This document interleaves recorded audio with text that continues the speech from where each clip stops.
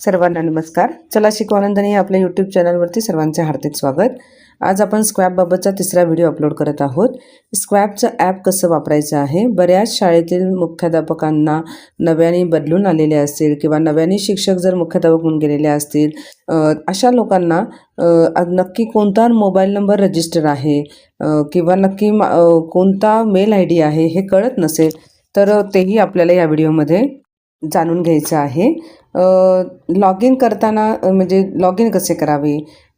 मात्र प्रत्येक मुख्याध्यापकाला SCRTने त्यांच्या UDASमध्ये जो नंबर असेल त्या नंबरवरती एक मेसेज टाकलेला आहे. तो मेसेज अवश्य बघावा. तो मेसेज डिलीट करू नये किंवा त्या मेसेजमध्ये जो 4 अंकी कोड असेल त्याचा आपल्याला लॉग इनसाठी वापर करायचा आहे. व्हिडिओला सुरुवात करण्याच्या आधी चॅनलला सबस्क्राईब केलं नसेल तर अवश्य सबस्क्राईब करा. व्हिडिओ लाईक करा व जास्तीत जास्त शिक्षकांपर्यंत हा व्हिडिओ शेअर करूया. आपण आता प्रथम बघणार आहोत की माझ्या शाळेचा UDASमध्ये असलेला रजिस्टर नंबर कसा शोधावा, कोणता मेल ID तो कसा शोधावा. प्रथम आपण UDASला जायचं आहे. UDAS directory log in. ज्या शाळांना नंबर माहीत नसेल कोणाचा नंबर आहे त्याबाबत UDAS डिरेक्टरी लॉग इन म्हणून आपल्याला टाकायचं आहे. बघा, जी पहिलीच वेबसाईट आहे UDAS स्कूल डिरेक्टरी म्हणून आहे मॅनेजमेंट. त्या ठिकाणी आपल्याला आपल्या शाळेचं UDAS जे लॉग इन आहे ते आपल्याला लॉग इन करायचं आहे. आपण लॉग इन करून घेऊया. कॅप्चा टाकावा लागेल आपल्याला.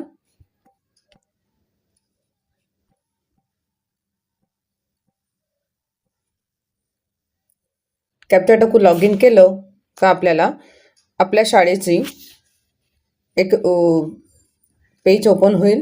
या ठिकाणी बघा 4 तुम्हाला ऑप्शन्स दिसत आहेत. Contact details, additional details, language dot आणि लोकेशन डिटेल्स. आपल्याला आपल्याला कॉन्टॅक्ट डिटेल्स माहिती आहे की नक्की कोणत्या नंबरने लॉग इन आहे किंवा कोणता मेल ID आपण टाकलेला आहे.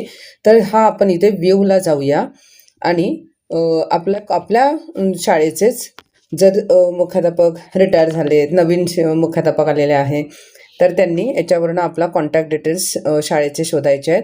मोबाईल नंबर आणि मेल ID दिसत आहे. हा आपण लिहून घेऊया कारण ह्याच मेल IDने आणि आपल्याला मोबाईल नंबरने लॉग इन करायचं आहे. आपल्याला स्क्रॅपच्या जिथे पासवर्ड आपल्याला जनरेट करायचा आहे त्या ठिकाणी आपल्याला लॉग इन करायचं आहे.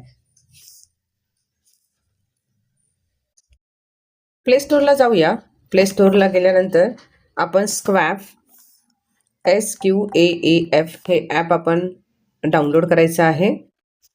ऑलरेडी माझं इन्स्टॉल आहे त्यामुळे इथे डायरेक्ट ओपन दिसत आहे. आपण काय करूया, याचं हे ॲप इन्स्टॉल करायचं. आता आपण ओपन करून बघूया.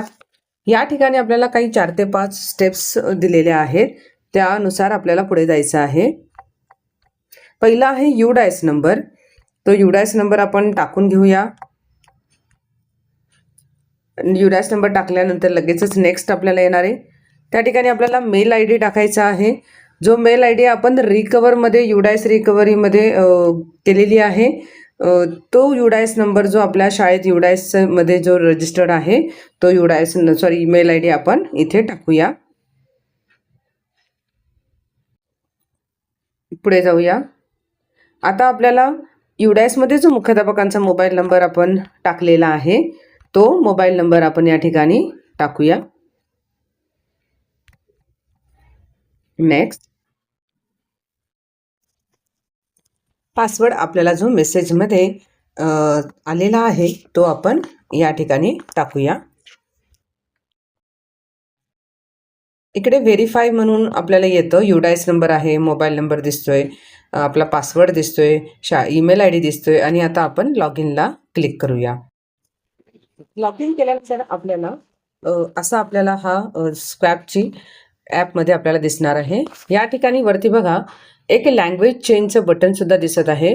ते लँग्वेज आपण इथे मराठीमध्ये सुद्धा करू शकतो. शाळेचं नाव आपल्याला तसंच राहील, परंतु आपण जर आपल्याला हे सगळी मानकं, त्याचे स्तर, त्याचे मानक विधानं आपल्याला जर वाचण्यासाठी अडचणीत असेल तर आपण इथे लँग्वेजमध्ये जाऊन आपण मराठीमध्ये करू शकतो.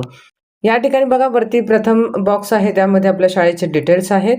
त्यानंतर आपल्याला स्वॅबचं बाह्य मूल्यांकन सुरू करा म्हणून दिलेलं आहे.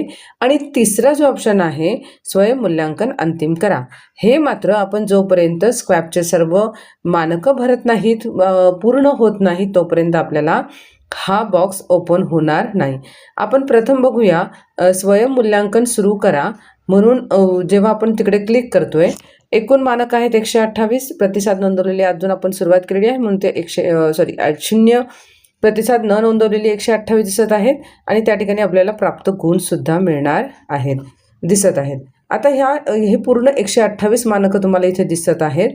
आपण एक प्राथमिक स्तरावरती आपण पहिलं मानकाला इथे काय करूया, क्लिक करूया किंवा इथे आपण क्लिक केल्यानंतर पहिलं मानक मुख्याध्यापक आणि शिक्षक अभ्यासक्रमाशी निगडित दस्तऐवज आणि NCERT SCERT यांनी प्रकाशित केलेल्या संदर्भ साहित्याशी परिचित आहे. हे आपलं पहिल्या मानक विधान आहे 1.1.1 पहिलं मानक.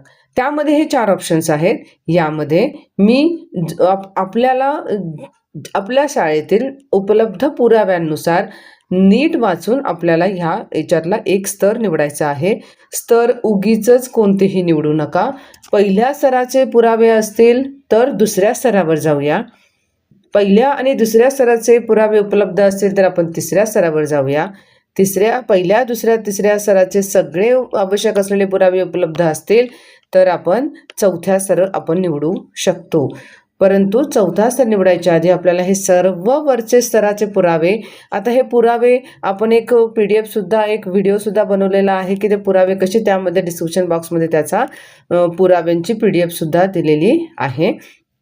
आता हे सगळं वाचून नीट आपल्याला एक पर्याय निवडायचा आहे. समजा मी दुसरा पर्याय निवडलेला आहे तर त्या ठिकाणी लगेचच आपल्याला काय ओपन झालेली आहे, पेस्ट प्रूफ इयर. या ठिकाणी आपल्याला आपले प्रूफ पेस्ट करायचे आहेत. यासाठी आपल्याला आपली जी गुगल ड्राईव्हची लिंक होती ती गुगल ड्राईव्हमध्ये आपण त्या मानकाचं जे एक फोल्डर बनवलेलं आहे त्या फोल्डरची गुगल ड्राईव्हमध्ये त्याची लिंक आपल्याला मॅनेज करायचं आहे ॲक्सेस. आणि त्यानंतर आपल्याला त्या फोल्डरची किंवा त्या मानकाशी संबंधित असलेल्या पुराव्यांची आपल्याला या ठिकाणी लिंक द्यायची. आपण एक ताबडतोब लगेचच एक प्रात्यक्षिक बघूया. बघा, त्या शाळेचे सर्व मानकांचे फोल्डर्स बनवून त्याच्यामध्ये त्याचे सर्व पुरावे इथे अपलोड केलेले आहेत. समजा हे स्टँडर्ड 1 म्हणजेच मानक पहिलं, याबाबतचे जे पुरावे असतील ते ह्या ठिकाणी आहेत. आणि याच्या इमेजेसचे ह्या सगळ्या इमेजेस टाकलेली आपलं हे फोल्डर आहे. आता ह्या फोल्डरला मी मॅनेज ॲक्सेस दिलेला आहे किंवा आपण पुन्हा एकदा बघूया. या ठिकाणी प्रत्येक वेळेस आपण लिंक अपलोड करायच्या आधी आपल्याला इथे एनीवर विथ द लिंक आहे का रेस्ट्रिक्टेड दिसतंय हे अवश्य बघणे आवश्यक आहे. जर आपल्या बाह्य मूल्यांकनासाठी शाळा निवडल्या गेली तर आपले पुरावे त्यावेळेस तिकडे, जर आपण लिंकला ॲक्सेस दिलेला नसेल तर या ठिकाणी आपल्याला इथे एनीवन विथ द लिंक करायचं आहे आणि व्ह्यूवर किंवा एडिटर आपल्याला या ठिकाणी एडिटर करायचं आहे. शक्यतो एडिटर करा म्हणजे आपल्याला त्यांना बघण्यासाठी, ते लिंकमध्ये ओपन करण्यासाठी त्याला काहीही अडचणी येत नाही. आता या ठिकाणी आपण ह्या पहिल्या स्टँडर्डची जी आपण बघितलेलं आहे, आता याची लिंक आपण ह्या ठिकाणी कॉपी करायची आहे आणि ती कॉपी केलेली लिंक आपल्या ॲपमध्ये या ठिकाणी आपल्याला जिथे पेस्ट करायची आहे त्या ठिकाणी आपण बघा पेस्ट केली का ती ताबडतोब लगेच पेस्ट झालेली आपल्या गुगल ड्राईव्हची ते फोल्डरची लिंक आपल्याला इथे पेस्ट झालेली आहे. आपण या ठिकाणी काय करूया, सबमिट करूया. हे सबमिट झाल्यानंतर आता बघा हे असं पहिलं इथे ग्रीन मार्क आणि टिक मार्क आली पाहिजे, ग्रीन कलर आणि टिक मार्क असे. ज्यावेळेस आपले हे सगळे 128 मानकं जे लागू नाही त्याची सुद्धा यादी मी दिलेली आहे आपल्या एका व्हिडिओमध्ये. आणि जे सर्व हे ग्रीन टिक मार्क झाल्या म्हणजे ग्रीन कलर झालं, टिक मार्क झाली का मग आपल्याला पुढची स्टेप जी आहे ती आपली ओपन होते. त्यामध्ये सर्व मानकं भरून झाल्यानंतर मुख्याध्यापकांनी एक हमीपत्र आपल्याला तिथे सबमिट करायचं आहे. हमीपत्र असं आहे की सर्व दिलेली माहिती, सर्व पुरावे हे कसे आहेत, योग्य आहेत आणि त्याच्याशी संबंधित आहेत, हे हमीपत्र आपल्याला करायचं आहे. हमीपत्र दिल्यानंतर आपल्याला पुढे लगेचच आता बघा आपल्याला शाळेची भरलेली माहिती पूर्ण आपण या ठिकाणी मागे जाऊन आपण बघू शकतो, व्ह्यू करू शकतो. ह्या व्ह्यू बटनाला दाबलं तर आपल्याला आपण भरलेले पुरावे, आपण निवडलेले मानकांचे स्तर हे आपल्याला बघायला मिळतात. त्यानंतर दुसरा ऑप्शन येतो आपल्याला डाउनलोड करा.